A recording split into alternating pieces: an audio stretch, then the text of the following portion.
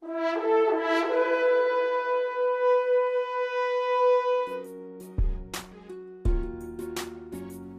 வசதி மற்றும் நகர்ப்புற வளர்ச்சித்துறை அமைச்சர் திரு ஆர் வைத்தியலிங்கம். இதனுள் தமிழ்நாடு வீட்டு வசதி வாரியம் நிதி ஒதுக்கீடு 16.49 கோடி ரூபாய், தமிழ்நாடு குடிசை மாற்று வாரியம் நிதி ஒதுக்கீடு 423.56 கோடி ரூபாய், சென்னை பெருநகர் வளர்ச்சி குழுமம் நிதி ஒதுக்கீடு 677.61 கோடி ரூபாய், கூட்டுறவு வீட்டு வசதி சங்கங்கள் நிதி ஒதுக்கீடு 18.27 கோடி ரூபாய், நகர் ஊரமைப்பு இயக்குநரகம் நிதி ஒதுக்கீடு 657.17 கோடி ரூபாய் மற்றும் இடவசதி கட்டுப்பாட்டுத்துறை நிதி ஒதுக்கீடு 1958.91 கோடி ரூபாய்.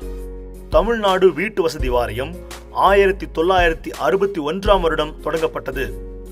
6 சரகங்கள் 26 கோட்டங்கள் முறையே மேற்பார்வை பொறியாளர்கள் மற்றும் செயற்பொறியாளர்களின் கட்டுப்பாட்டின் கீழ் செயல்பட்டு வருகின்றன.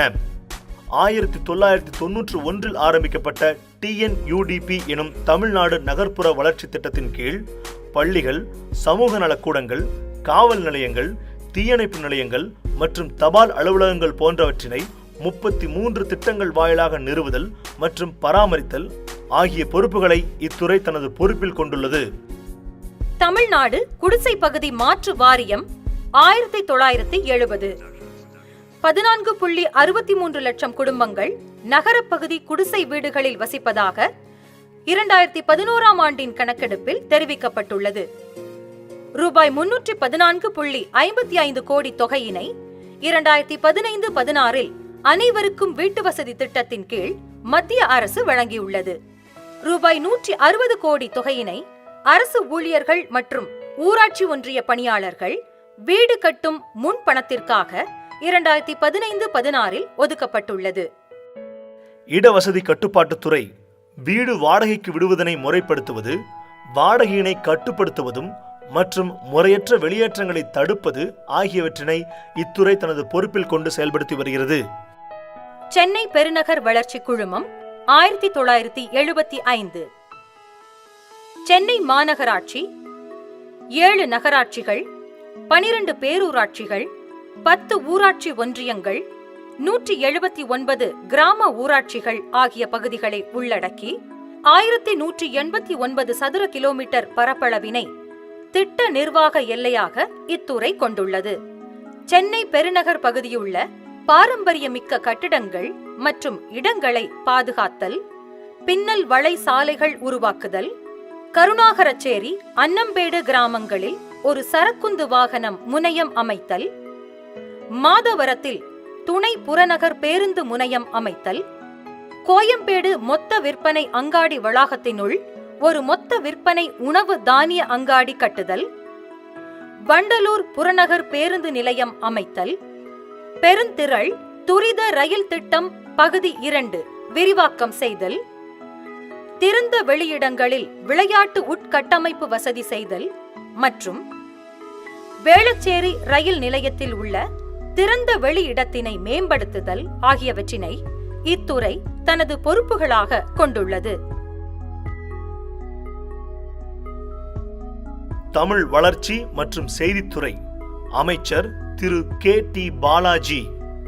இதில் செய்தி மற்றும் விளம்பரத்துறை, திரைப்பட தொழில்நுட்பவியல் மற்றும் திரைப்பட சட்டத்துறை, எழுதுபொருள் மற்றும் அச்சுத்துறை, அரசு அச்சகம் சிறப்பு பணிகள் செயலாக்கத்துறை ஆகியன செயல்பட்டு வருகின்றன. மேலும் அமைச்சர் திரு KC வீரமணி அவர்களின் பொறுப்பில் தமிழ் ஆட்சி மொழி மற்றும் தமிழ் பண்பாட்டுத்துறை செயல்பட்டு வருகிறது. நிதி ஒதுக்கீடு 66.78 கோடி ரூபாய்.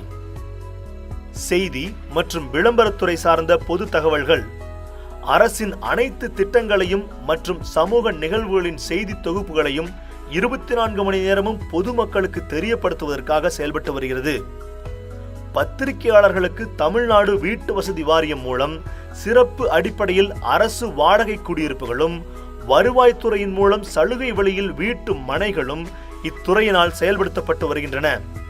61 நினைவகங்கள், 3 அரங்குகள், 5 நினைவு தூண்கள் மற்றும் 1 நினைவு சின்னம் ஆகியவை இத்துறையினரால் பராமரிக்கப்பட்டு வருகிறது. அரசு விழாக்களை நடத்துவது, அரசு ஒப்பந்த புள்ளி விளம்பரங்களை வெளியிடுவது, ஒப்பந்த செய்தி மலர்கள் வாரந்தோறும் வெளியிடுவது, அரசு பொருட்காட்சி நடத்துவது, தனியார் பொருட்காட்சிகளுக்கு அனுமதி வழங்குவது, தொழில் வர்த்தக கண்காட்சி மற்றும் புகைப்பட கண்காட்சிகளை நடத்துவது, அரசின் திட்டங்கள் மற்றும் சாதனைகளை பொதுமக்களுக்கு விளம்பரங்களாக வெளியிடுவது ஆகியவற்றினை இத்துறை தனது பொறுப்பில் கொண்டுள்ளது. திரைப்பட விருதுகள், திரைப்பட மானியம் மற்றும் சின்னத்திரை விருதுகள் வழங்குதல், திரைப்பட துறையினரின் 41 சங்கங்கள் மற்றும் 20,000 உறுப்பினர்கள் அடங்கிய நல வாரியத்தினை நிர்வகித்தல், அரசு சம்பந்தப்பட்ட குறும்படங்கள் மற்றும் குறும்பாடல்கள் தயாரித்தல், எம்ஜிஆர் அரசு திரைப்படம் மற்றும் தொலைக்காட்சி பயிற்சி நிறுவனத்தினை நிர்வகித்தல், மாணாக்கர்கள் தயாரிக்கும் படங்களுக்கு நிதியுதவி வழங்குதல், குறும்பட விருது திரைப்பட விழாக்களில் பங்கேற்க மாணாக்கர்களுக்கு நிதி உதவி வழங்குதல், திரைப்பட சான்றளிப்பு மற்றும் வீடியோ ஒழுங்குமுறை மற்றும் கேபிள் தொலைக்காட்சி பெட்டி இணைப்பு ஆகிய துறைகளை நிர்வகித்தல், வேலைவாய்ப்பு கண்காட்சிகள் நடத்துதல், மாநில செய்தி நிலையத்தினை நிர்வகித்தல் மற்றும் 39,260 சந்தாதாரர்கள் உள்ள தமிழ் அரசு வார இதழ் நிறுவனத்தினை நிர்வகித்தல் ஆகியன இத்துறையின் நிர்வாக கட்டுப்பாட்டின் கீழ் இயங்கி வருகின்றன. நம் மாநிலத்தில் 1040 திரையரங்குகள் உள்ளன.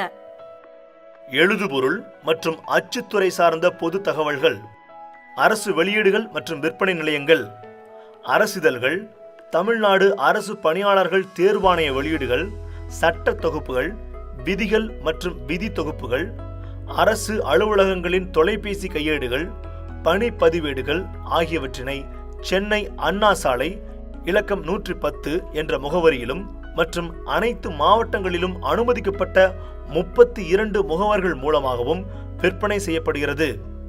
தமிழ் வளர்ச்சித்துறைக்காக ஒதுக்கப்பட்ட நிதி 46.77 கோடி ரூபாய். சிறப்பு திட்ட அமலாக்கத்துறை அமைச்சர் திரு KT ராஜேந்திர பாலாஜி. நிதி ஒதுக்கீடு 3100 கோடி ரூபாய்.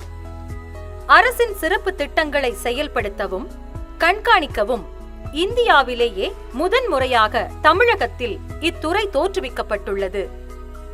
இத்துறை சார்ந்த திட்ட ஒதுக்கீடுகள்: மின்விசிறி, மிக்சி, கிரைண்டர் வழங்கும் திட்டம் ரூபாய் 2000 கோடி, லேப்டாப் வழங்கும் திட்டம் ரூபாய் 1100 கோடி,